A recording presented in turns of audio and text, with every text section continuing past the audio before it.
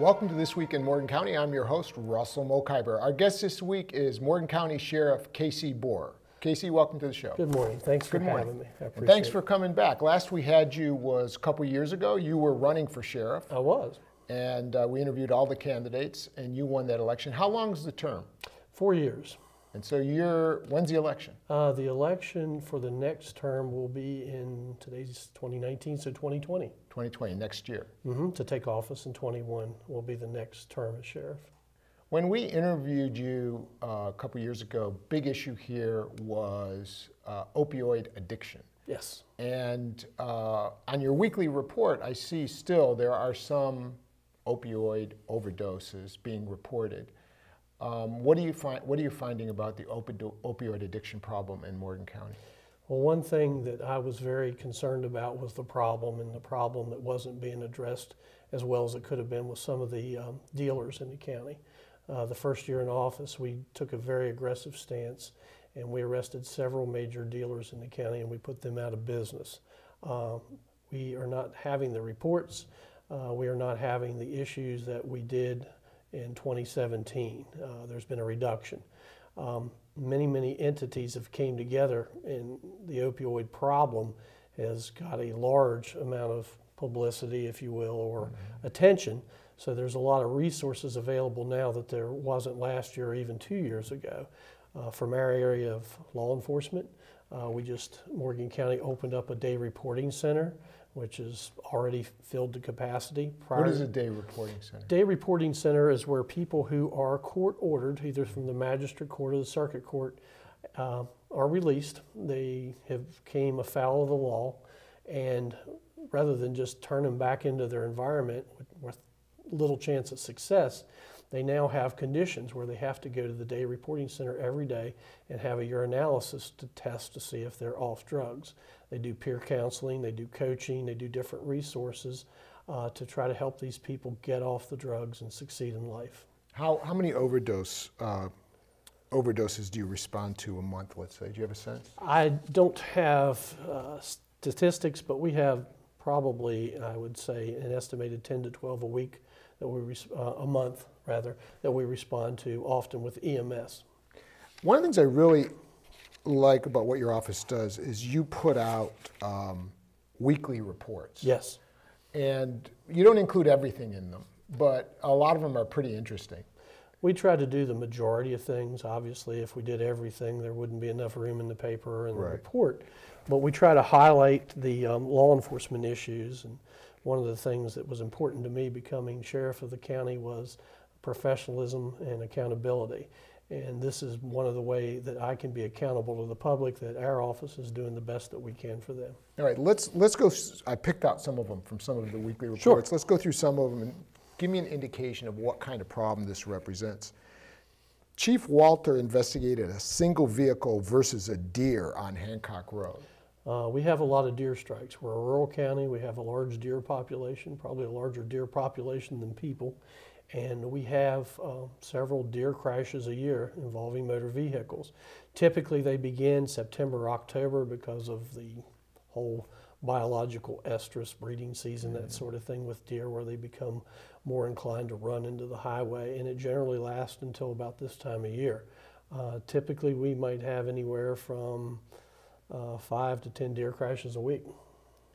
If a person comes across a dead deer recently struck, is it legal for that person to throw the deer up on the truck, take it home, cut it up and eat it?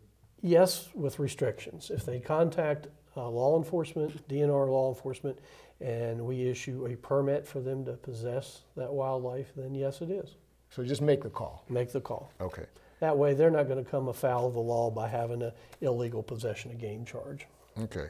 Well, here's another one. Responded to a suspicious person complaint at Sheets. Now, there's often suspicious person complaints. What is a suspicious person? Well, that's sometimes in the mind of the beholder. I've had people call in a suspicious person because they see somebody standing and maybe they don't really like the look of them. Maybe they're disheveled. Maybe they're mentally ill. Maybe they're intoxicated. Maybe they're on the verge of an overdose. Maybe they're just in an area where people typically don't see someone. That can be the gamut of the caller. And answer, what percentage of suspicion person calls end up in some kind of arrest? Probably less than 10%. Yeah, so people are saying suspicious person and it's not panning out. Sometimes. Okay. Sometimes it's retaliatory too. People often call to retaliate against someone else they either don't like or have had a problem with, and they denote them as being suspicious, so law enforcement comes out and checks them. Okay. Responded to a welfare check on Cacapon Road, negative contact. So I didn't understand either of those two phrases, welfare check and negative contact. Negative contact means when an officer goes on you'll see GOA, gone on arrival. If there's a problem called, by the time we get there, the problem's subsided, it's gone. Negative contact means that officers went out and the caller's call can't be substantiated, or the person that they called about is no longer at the premise or there. What's a welfare check? Welfare check, like a suspicion person, could be anything that the caller really determines. The majority of the time it could be someone who hasn't heard from a loved one or a family member for quite some time. They can't reach them by cell phone. They become concerned, so they want law enforcement to go out and check.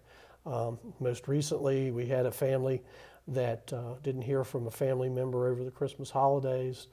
They lived in Ohio. He lived off of Rock Gap Road, and we went out and we found the person had been deceased for quite some time. Sometimes it ends that way, unfortunately.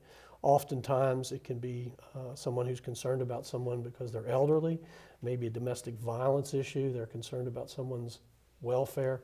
So if it meets the criteria for us to respond and we have the ability and the time, we go and check on the person. I saw a report in one of your weekly reports on a suicide on Pius Ridge. Yes.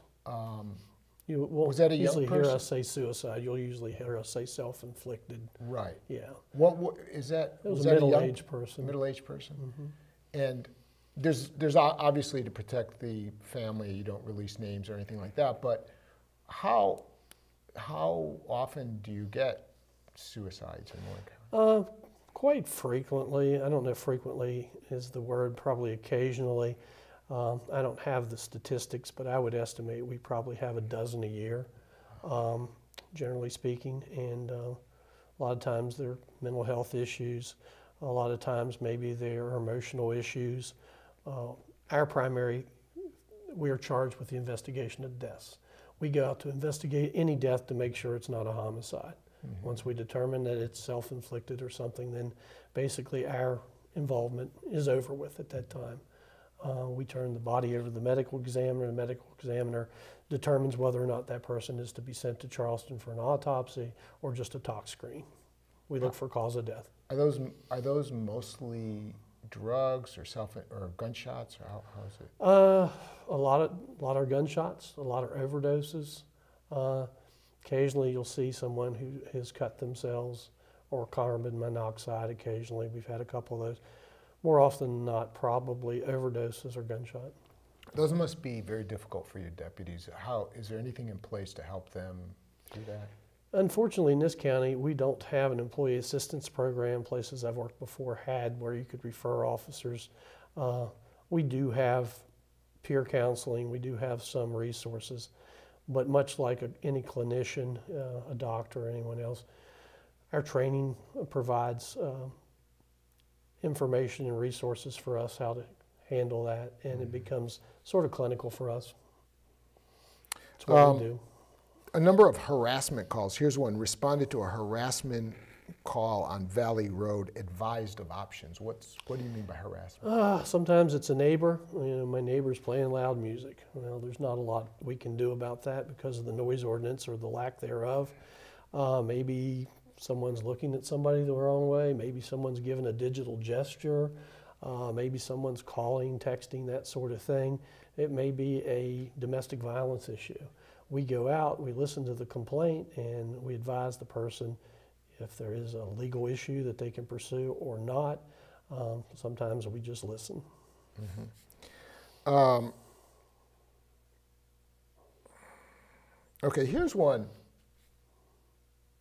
Chief Walter, Deputy Roper, and State Police to Best Western, all secure. Now, there's no indication there what happened at Best Western. Why is that? I don't Do you know. remember what happened at Best Western? I don't. Okay. I don't specifically. It could have been a loud noise call. It could have been a disorderly subject call, something of that nature. That's typically what you'll get at a hotel. And I don't specifically remember what it was. All right. Now, in your end of the year report, you report for last year, 2018, 77 felony arrests, 223 misdemeanor arrests, 1,947 traffic citations, 922 traffic warnings. And you say that there were 2,194 calls where no report was required. Right. Now, let's look at no report required. What would an example of that be? That could be your welfare check. That could be your harassment. That could be where the caller's information wasn't substantiated when the officer got there. Something that doesn't require us to either do a traffic investigation, traffic crash report, a criminal investigation report, or something like that is a no report required. Okay. It's sort of deceiving in a way, or actually misleading. There is a report through the 911 center called a CAD, a computer-aided dispatch. So there's a record of the call, a record of the response, the times, but it doesn't require a further investigative report. Okay. What is the 165 prevention resource officer reports? What is a prevention resource officer report? We have a program in this county, it's been in place for many years, of a prevention resource officers, grant-funded program. We have an officer in the school system, Corporal Barney. He primarily is at the high schools and the middle schools, although he'll go to other schools. And he's basically a school, some areas call it school resource officer. Here it's prevention. He's basically an officer assigned to schools to deal with the issues of criminality and additional issues of attendance, behavioral issues and things in the school system. Well, I do notice in your weekly report, for example, Captain Barney investigated a complaint of a fight at Warm Springs Middle School. Corporal Barney, yes. I'm sorry. That's okay. Now, so what are the problems at the schools now? What are you facing other than fights? Substance abuse, illegal substances. They have a lot of problems with possession of tobacco and vapes and things that are not prohibited in school. That are prohibited. That are prohibited. Yeah. I'm sorry, I said not, didn't I? Yeah, I apologize. Anything that we have in mainstream society, you have in the school system.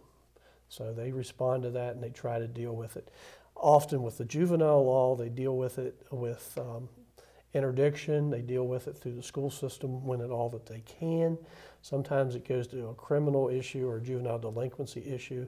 And Corporal Barney consults with the prosecuting attorney's office and determines whether it will be filed through the courts. Okay. Sometimes it's an attendance issue. Of those phone calls, and I've actually done this before, you can actually butt dial 911.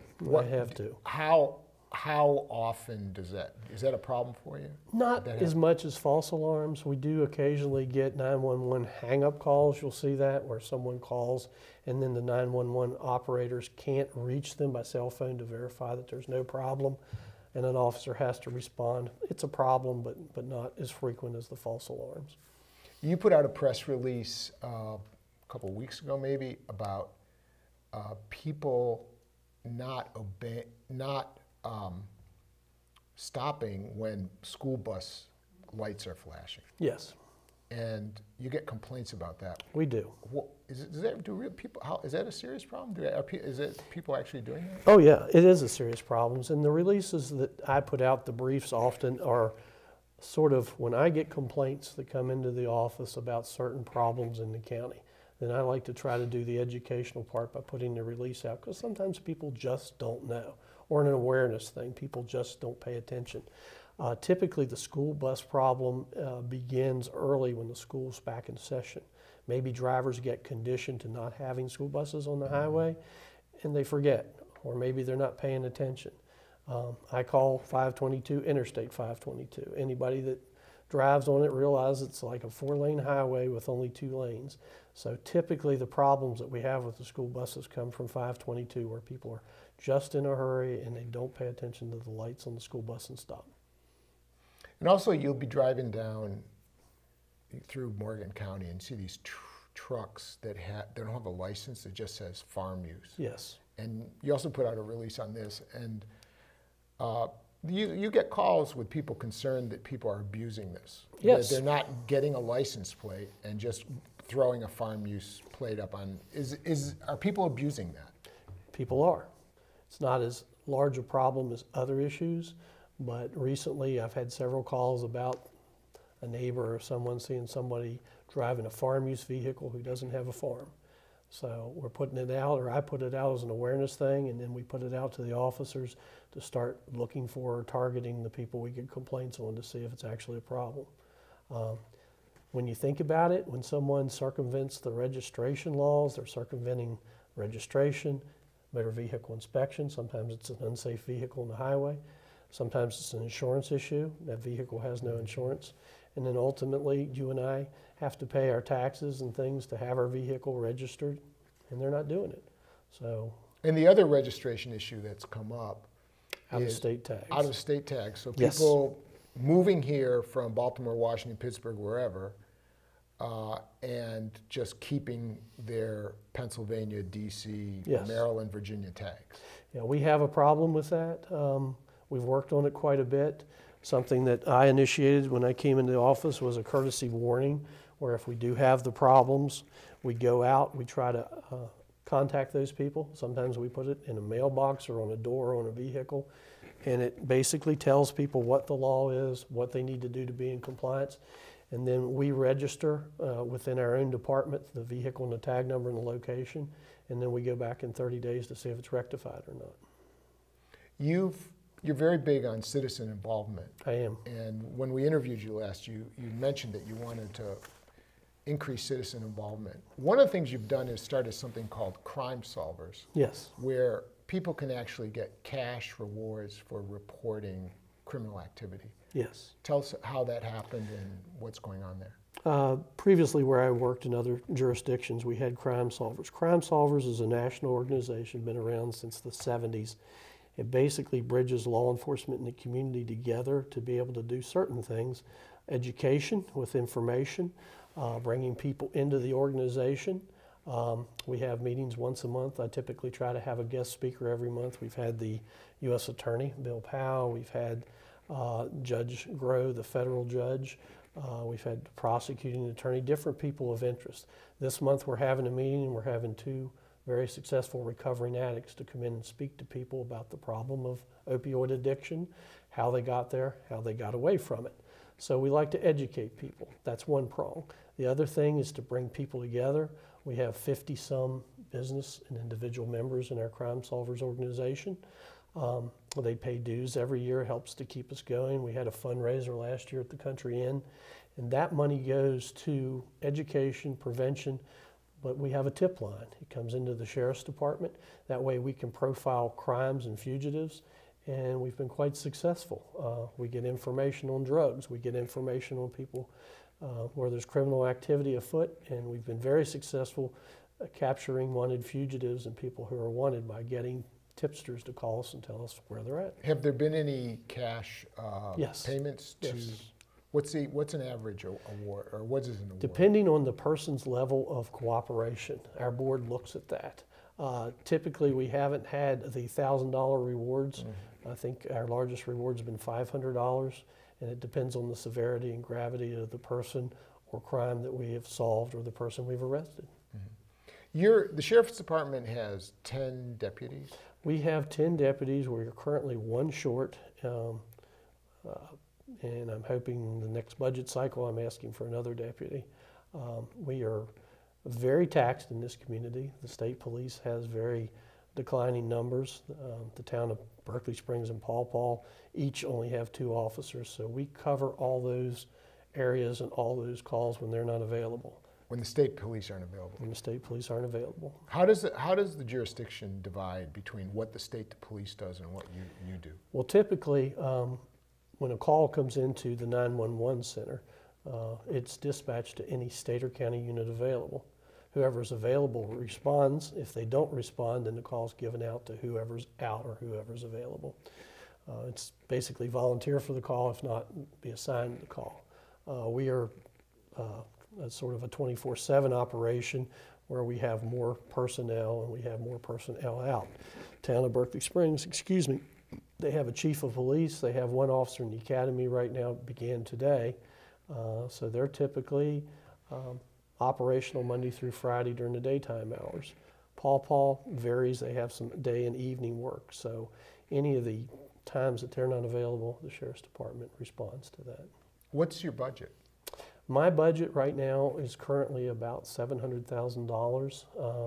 Now that has to do with law enforcement. Law enforcement, Governor's Highway Safety Officer, or Traffic Enforcement Officer, the Prevention Resource Officer, and home confinement. Some of those programs are grant funded, some of them aren't. And you're going before the County Commission this year for a new budget. We go every year. Actually, the budget came out last week. I began working on it last week, and it has to be in by February the 11th to the County Commission, and the County Commission looks at all the budgets that they're responsible for and decides where the money goes. We typically have a date that they set where we go before the Commission to address our specific needs, and then the budget has to be into the State Auditor's Office, I believe, by March the 1st. Now, I want to make sure I heard you right. Did you say that resources, law enforcement resources in Morgan County are declining? And if so, why are they declining? Resources are declining.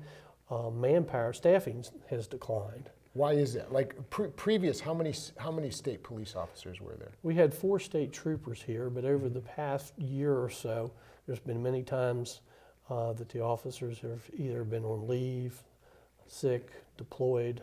One officer recently had to have back surgery. Two officers actually had new children, so they took off their time, as we do.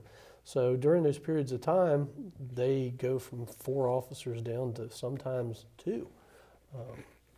And we're the officers in the county that are responding to the calls. Berkeley Springs lost an officer last year because we hired him. He came over to our agency, so they were shorthanded for a period of time. They're shorthanded now because their second officer's in training. She's not fully certified. An uncertified officer can't really function independently. Paw had 3 officers. They're down to 2 right now. So their resources are declining. We have had, since I have been sheriff, which will be a little over 2 years, we have only been fully staffed about 6 weeks in 2 years. It's hard for us to attract officers. The pay is low. We just tested recently to fill a vacancy. We had 28 applications.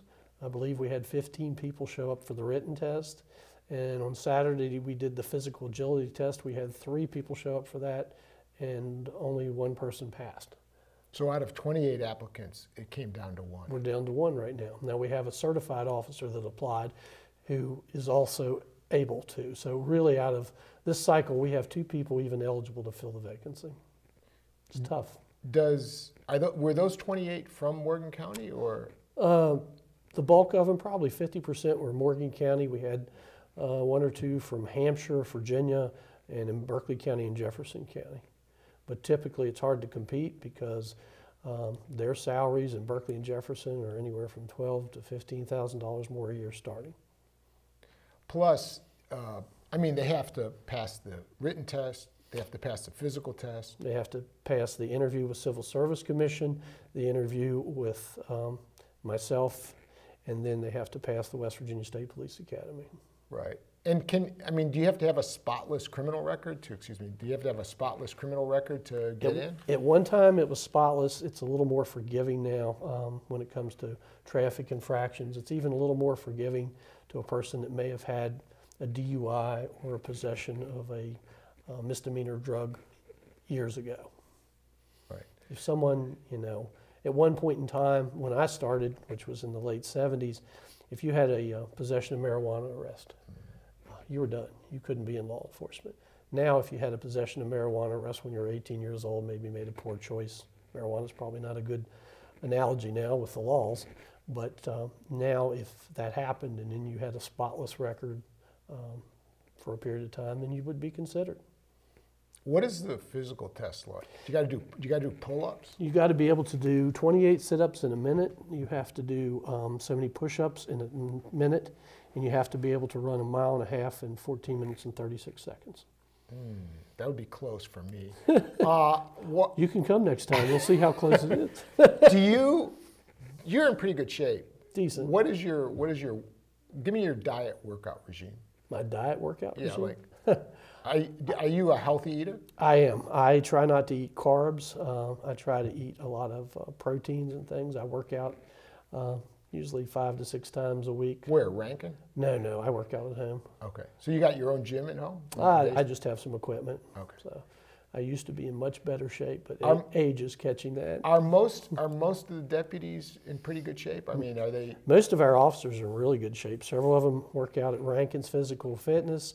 A lot of the others do different things, but most of our guys are in good shape. And you need to be in good shape because of the hours, the stress. You have to be able to often handle people, and sometimes that's physical. Sometimes it's hands-on. Right. You worked in other police jurisdictions in the area. I think Berkeley and Frederick, right? I was in Berkeley and Frederick in a task force out. So in May, I'll have 41 years in the profession. And coming to Morgan County, did anything surprise you in this job? Like things you weren't expecting to see that you saw? No, not at all. I'm from Morgan County, born and raised here. For nearly 30-some years, I lived in Berkeley County. I was home a couple times a month. I always got the Morgan Messenger, so I kept up on everything. So nothing really surprised me. And generally speaking, we are a peaceful, law-abiding community, wouldn't you say? I would. Compared to like surrounding counties? My worst day in Morgan County is not nearly as bad as any day I ever had in Berkeley County. I mean, the sheer volume of criminality and population and traffic over there is just overwhelming. When I started in Berkeley County, it was in 1979. The population was 45,000 people. It was busy. We had probably 16 officers, and when I left, we had 58 officers and well over 100,000 people. So it was kind of enlightening to be there during the time when the growth hit and when things changed. But you're very busy in Berkeley County. You don't have time to do some of the proactive things that we're able to do in Morgan County. Is crime a function of economics? Oh, yes. How so? Well, obviously, when people are unemployed, when people have addiction problems, it's often supply and demand. You have to have the money for the addiction. When people don't have good economic status in their life and they have to survive, it fuels crime. You see the pawn shops flourishing. You see the burglaries, the larcenies, all these sort of things arise when you have bad economic issues in your community. Right. Well, thank you so much for your work. Thank you especially for the weekly report because it's very informative to the community, and thanks for coming in and hope to have you back. Anytime. We appreciate it. Thank you. Thank you. And thank you for watching This Week in Morgan County.